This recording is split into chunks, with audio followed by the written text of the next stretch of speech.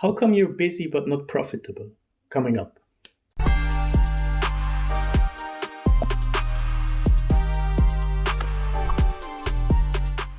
Hello and welcome back to the Freelanceverse. Thanks for coming back to the channel. I hope you enjoyed last week's comeback video, a review of 2025. Now we are starting into 2026. I want to start the year by a problem that came up a few times, or not a problem, it's just a question that came up a few times also over Christmas.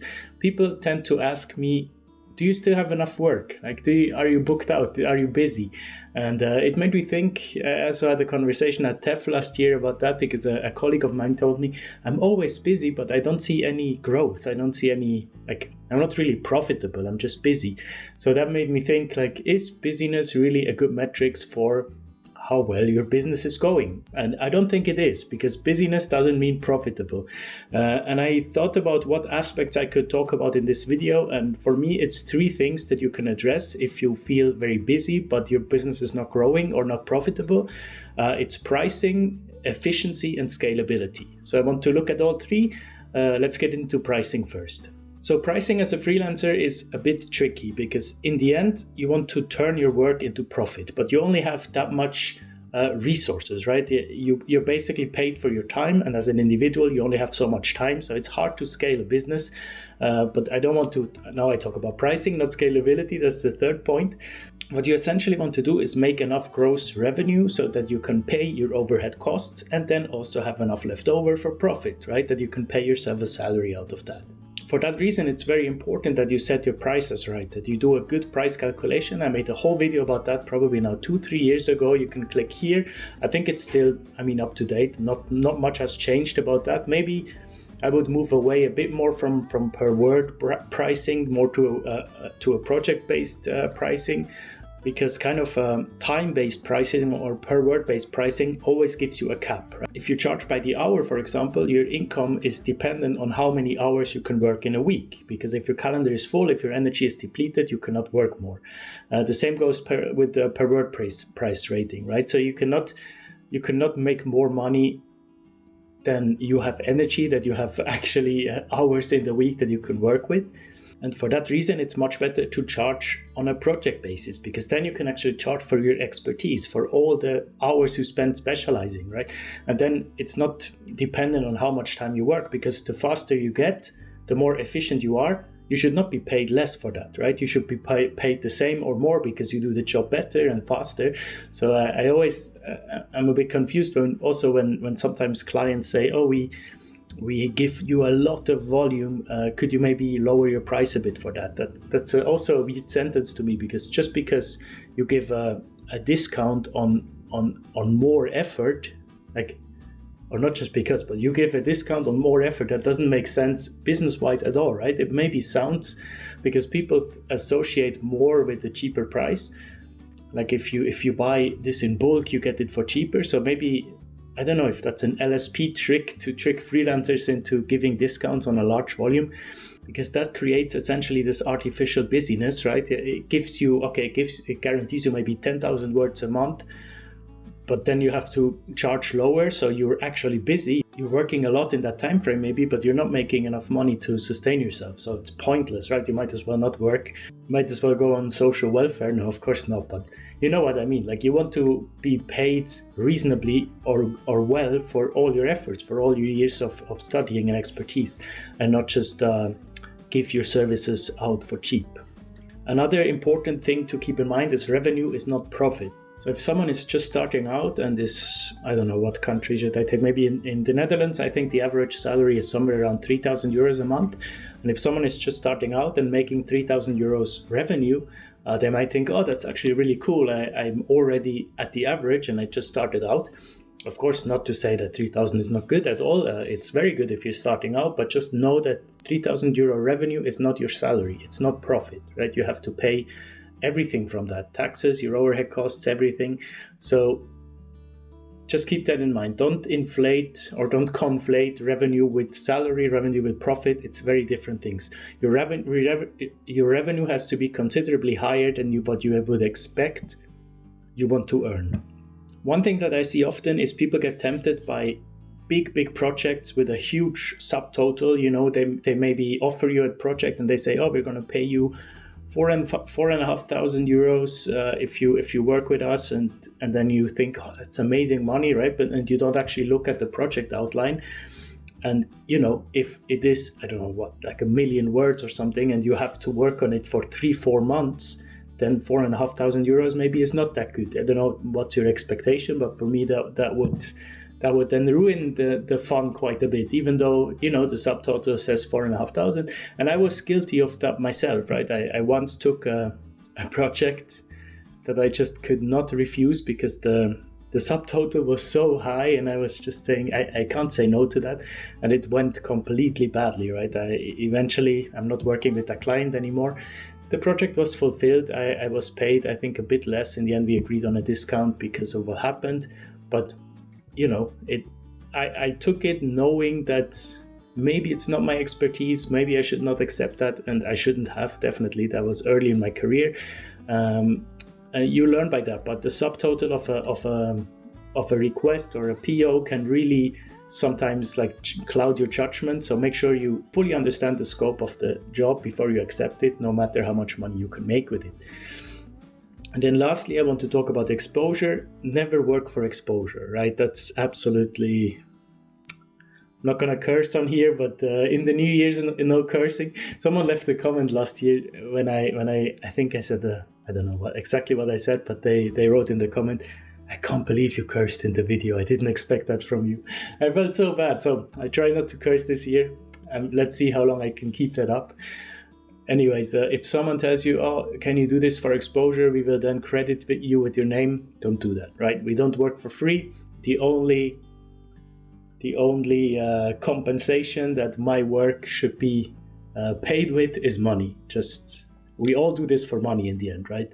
Of course, you can enjoy your work and you can do it also for fun, but if you don't make any money, probably not many people would do this, right? So in the end, pay me or look for someone else. That doesn't mean that you shouldn't volunteer, that you shouldn't do work for free to build your portfolio, right? It can, if it comes from you, it can be kind of for exposure in a way, right? You can offer subtitles to YouTube videos. You can offer articles to magazines and say, look, I translated this. If you want, you can use it, and then build your portfolio. That's not what I mean. If it comes from you, that's fine. But if someone asks you to do something for exposure, I would not do that unless it's a family friend or something. Then we do it. Let's move on to the efficiency part. One way to increase profit of your business is to be more efficient, so you can fit more into your day. And when you are kind of, maybe years in the business like I am, it's kind of tricky to switch up your workflow because you're so used to it. It's hard to get more efficient in certain things, but it's really important if you want to make more profit, if you want to evolve your business, especially now in this day and age.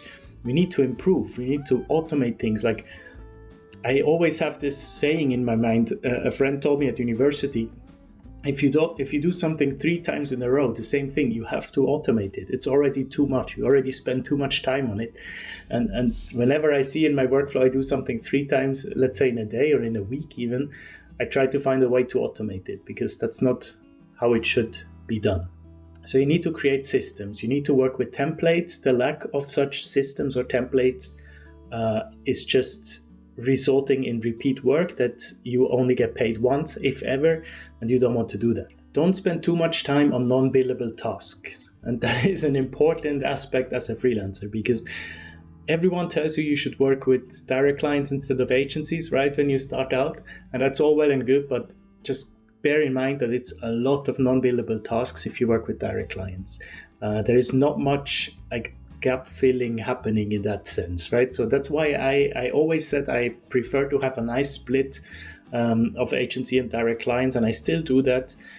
Nowadays it's more direct, but just I don't even know why, it just happened in a way. But I still enjoy working with my agencies that I have, simply because almost all, 90% of the work I do for them is billable. And that's so unique. That's amazing, right? And even when I have some downtime, when I don't have work for maybe an afternoon, I can just write them and say, hey, I'm available, I have capacities, and usually they send me something. So this flexibility, this leeway is immensely important for me, and I would not want to miss that. So if you spend a lot of time doing marketing, doing proposals, doing onboardings, doing revisions of things that you're not paid for anymore, these are all making you very busy, but are not profitable at all, right? So try to find a way, try to structure them maybe on a 1 day a week basis, that you do all the admin, the rest you try to do billable work. I've heard that of colleagues to have like a marketing Friday, put every marketing aspect on a Friday, and then you don't even think about it the other days. Memory card was full, sorry about that. Next up, I want to talk about perfectionism.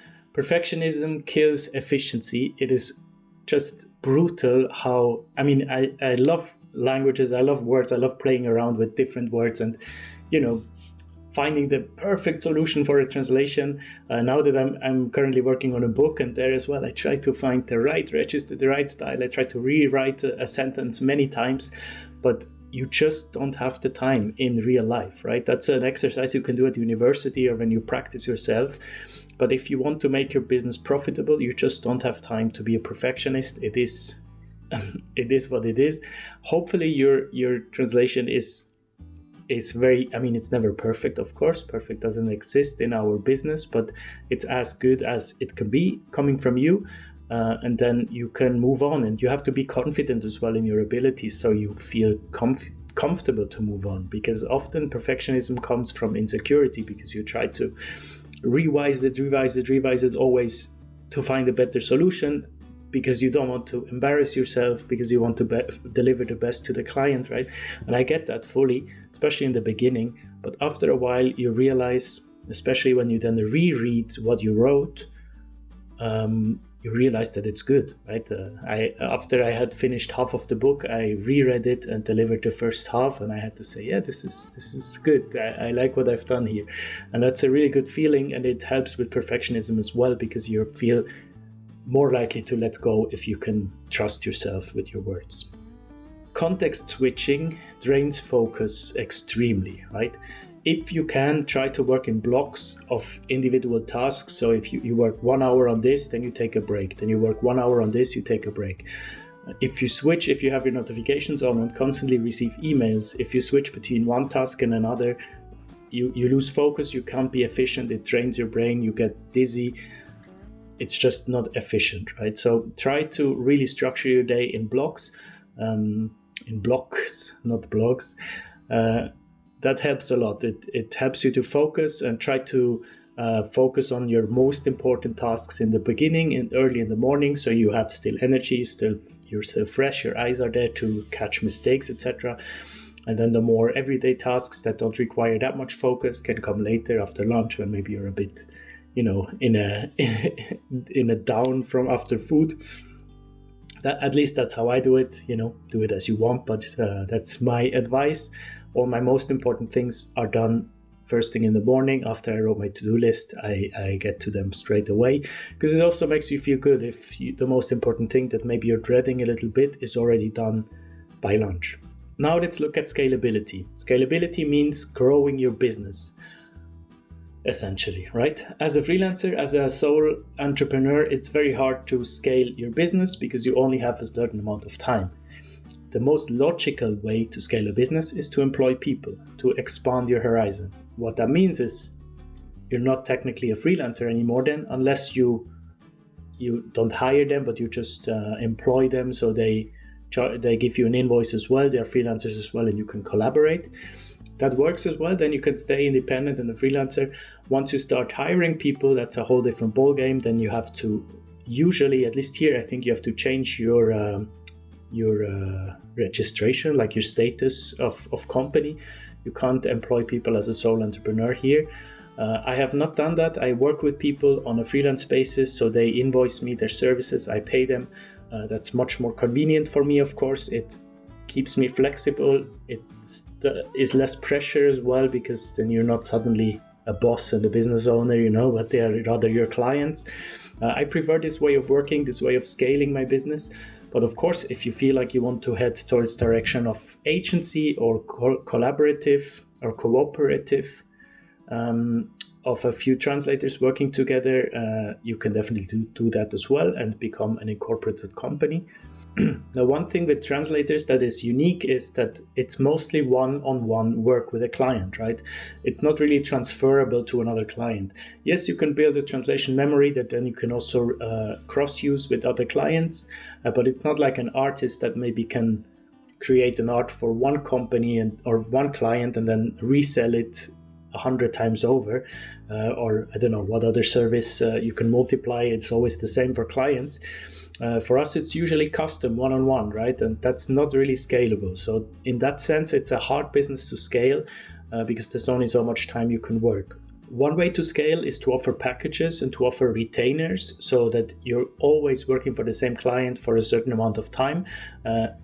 It's easier if you offer packages that don't only include translation, but also, let's say, copywriting, let's say SEO analysis, let's say cultural consultant. If you actually work on the source text with the client, these packages are easier than translation because they're more predictable. If you can somehow find a way to make money also while you're sleeping, not only while you're working, that's of course the ultimate goal of passive income.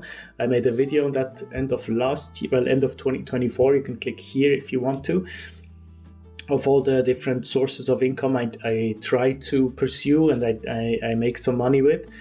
This channel is one thing, right? If you watch this video now in the night, maybe I'm sleeping already, but your view is still counting towards my total view, and I can make a few €100 with this, which is great for me because it's also my marketing outlet. So it works both ways, passive and active marketing. Because as a freelance translator, your income depends on your work. So if you're not working, the income stops. I experienced that the hard way in 2025. I took a lot of time off and my income dropped significantly. You saw it last week. So that's something you have to figure out for yourself.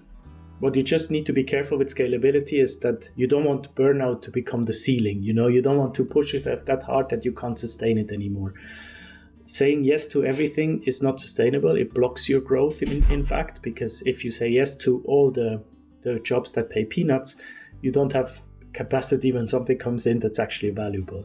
So I would highly advise you not to fall into the trap of busyness. So when you suddenly feel the shock of, oh my God, I have nothing lined up, I need to take the first best thing, even though it doesn't pay anything.